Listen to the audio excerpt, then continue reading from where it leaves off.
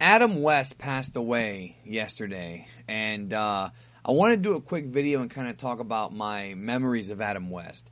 Now, I've been a Batman fan, and when I say Batman, I mean the entire franchise of Batman, not necessarily one type of Batman. I love Batman the Animated Series. I love the Tim Burton Batman. I love the Chris Nolan Batman. I even like Ben Affleck's Batman, even though the rest of the movie wasn't that great. I still love Batman, but you know, the first Batman that I ever was introduced to was actually Adam West, even before the Keaton movies. Now, you got to understand, when I was a kid, the 1989 Batman movie, the one with Michael Keaton, Jack Nicholson, directed by Tim Burton with the Prince music, that was one of the biggest movies ever. Like, that was a legitimate blockbuster back then. Obviously, financially, because of inflation and because of how the movie culture has changed, you know, the Avengers and the big modern movies do better. But back then, that movie set records, man. And that was a lot of people's first exposure to Batman. Not to mention that it also opened up just a whole new, like, that movie really set the precedent for comic book adaptations. That one, and of course, the Richard Donner Superman before it. But this one was a little bit more dark. Now, about a year or so prior to that movie coming out, and I was really, really young, so I barely remember this, but I know I used to watch the Batman show. I mean, I was a little kid, but I know I used to watch the Batman show because I used to watch it with my mother. My mother used to love the Batman show, and it's interesting because I'm pretty sure we watched the Batman show in English, and neither me nor my mother spoke English because we were immigrants from Cuba. I didn't learn how to speak English until first grade, kindergarten, first grade, which was after this. So, you know, but there was something about the show, you know, it was just the wacky visuals, the fact that it was a superhero. Like, you know, I didn't even know that there was a Batman comic book. I just watched the Batman show. So, of course, when the 89 Batman movie came out, like, that was such a great classic movie. I mean, I think that movie, some people say it hasn't aged well, and maybe it hasn't, but I put that movie ahead of a lot of other Batman films.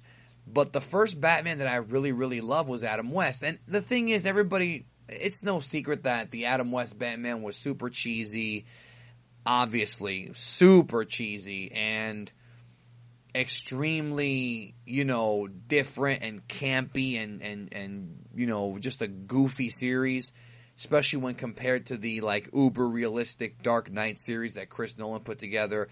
And, of course, the way that Batman's portrayed in the current DCU now, you know, it really is more of a serious tone. Then you've got, of course, the Batman, the Animated Series Batman, which a lot of people have said is their favorite Batman. That show, I don't know if people understand how big that show really was. That was a massive show. But even though the 60s Batman was obviously not a perfect adaptation of what Batman was, even though there were a lot of cheesy Batman comics, it's interesting because that was a good show. Like, in my opinion, regardless of anything, that was a really, really good show.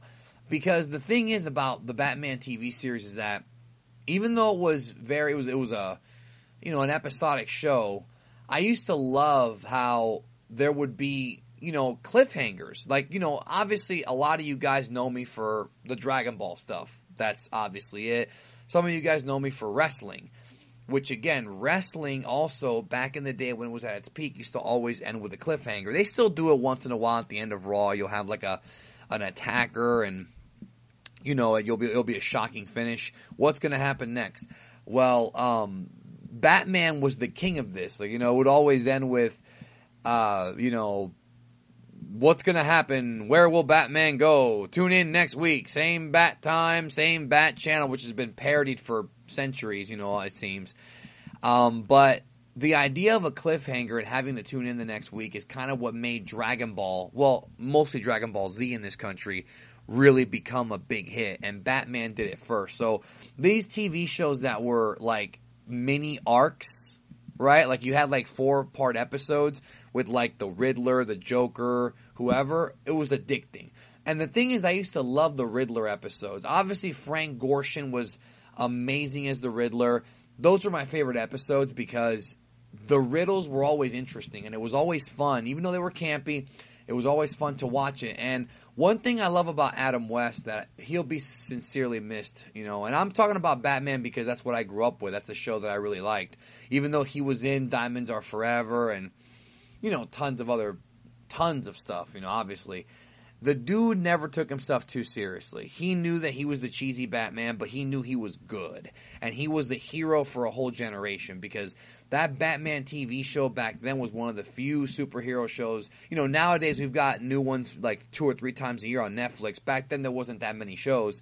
So you got your rocks off on that show. So Adam West has always been this Adam West is the kind of man that I want to be. And that some of you guys know that I am sometimes, which is very tongue-in-cheek. A lot of my humor is very, you know, again, very tongue-in-cheek, very sarcastic, very cynical, and that's how Adam West was. Like, Adam West really milked being Batman for many years. You know, in fact, he even showed up in Memphis to do an angle with Jerry the King Lawler, you know, and... you know, which is, again, wrestling. That's my wrestling connection. The dude was Batman. No matter what, people want to say that, you know, Kevin Conroy, and I respect anybody, including George Clooney, believe it or not, who put on the cape and cowl. But the real pop culture icon that did it first before all those guys was Adam West, dude. You can't even deny that. And as a result of that, he would appear in so many TV shows that I grew up with. He was on News Radio. He was on Drew Carey. He was on Pete and Pete. He was on, of course, Family Guy as Mayor Adam West. It was like McFarlane knew that Adam West was, you know, a funny guy. And he was funny. He was legitimately a funny dude. Very sarcastic, very, you know, with that whisper, kind of the way he would talk. You know, and I love that about Adam West. And because he was so cynical and sarcastic and so lovable, people loved him.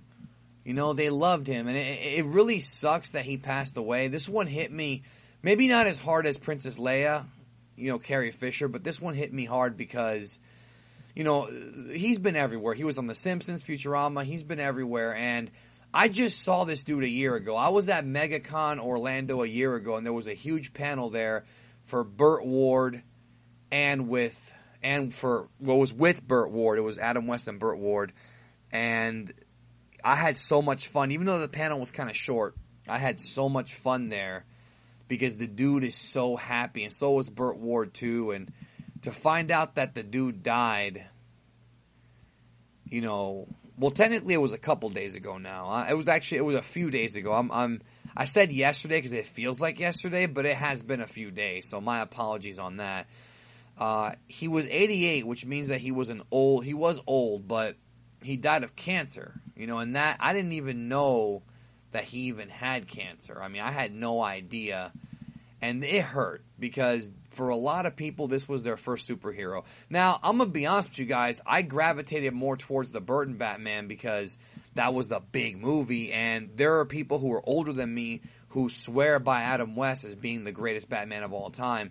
I don't know if he was, but he was so freaking charismatic.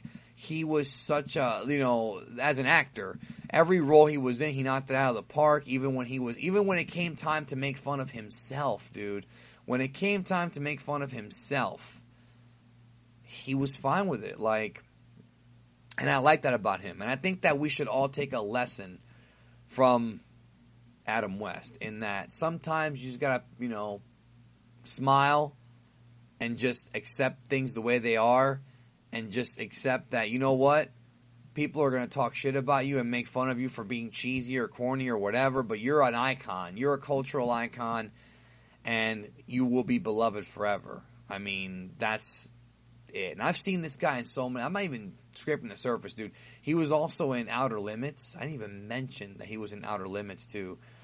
A bunch of the animated Scooby-Doo Batman stuff he was in. Just... you know, it just sucks because Adam West really was somebody who really is an icon and somebody who every superhero movie that comes out, every superhero TV show that comes out, I don't care if it's Marvel or DC, you need to thank Adam West, Burt Ward, and the people who made that show because that show showed the world that, yes, the world wanted heroes and not just on pages. They wanted it on television. Let me know your thoughts and memories of Adam West. He might have been before many of y'all's time, but when you have time, go back and watch some of the classic Batman. It is cheesy, dude. It's super cheesy and cringy, but it's so much fun, and you might get hooked on some of the episodes. There's some pretty good episodes there. Anyways, I'm out. Talk to you later.